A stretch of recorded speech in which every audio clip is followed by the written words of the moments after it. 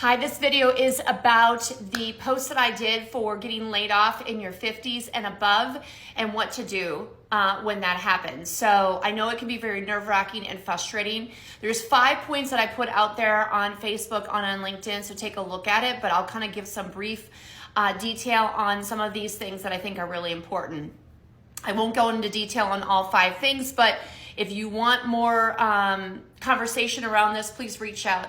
But a couple of things that I really noticed that really stand out for me when I'm working with people who have been laid off, and usually they don't contact me right away. They wait until they've either looked for a position and then they've gotten frustrated, they haven't found what they want, or they're just not having any traction at all. And so by the time, a lot of times people reach out to me, they're already in that pretty frustrated piece of the process. So the one thing is I tell people all the time, you're just not leveraging your network, whether it be LinkedIn, Facebook, Instagram, whatever platform you're on.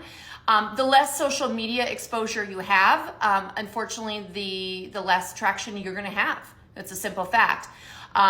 Because the more you are intertwined into social media, the better it's gonna be, because more people are gonna see what your situation is. So taking LinkedIn, for example, there's that banner like open to work.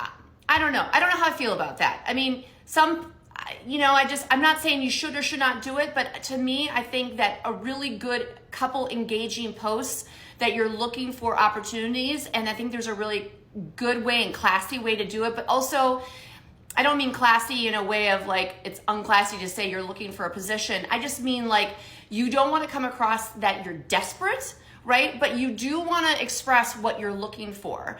And I think sometimes people try to appeal to the masses versus kind of figuring out what your niche is, where your area of specialty is, and what your area of industry is.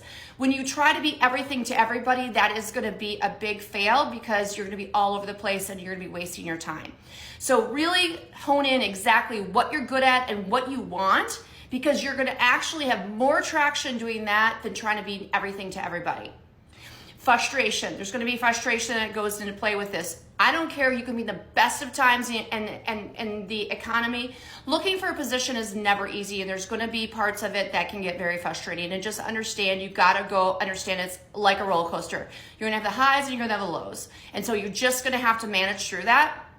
And so I think making sure you have somebody in your life that can really be level-headed when you need somebody to talk to, that can be that sounding board for you, is really important. And stay accountable to what your game plan is for that week or for that day, and just try to get a little bit better every day.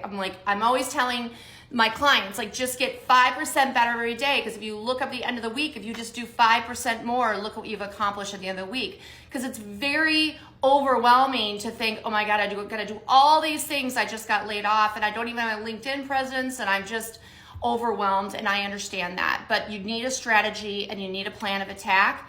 Overthinking is not ever an option. I will repeat, overthinking is never an option.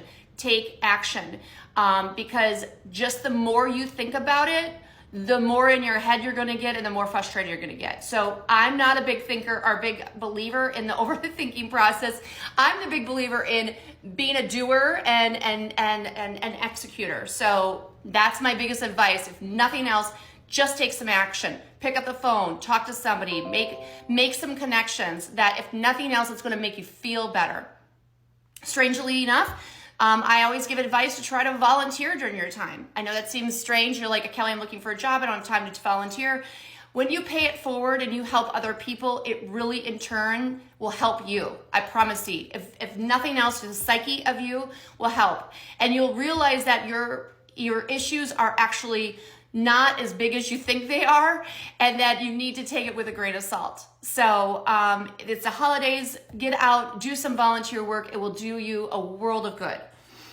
Know your lane. A lot of times I see people in their mid to late 50s applying for positions that we were applying for probably in our mid to late 30s or early 40s.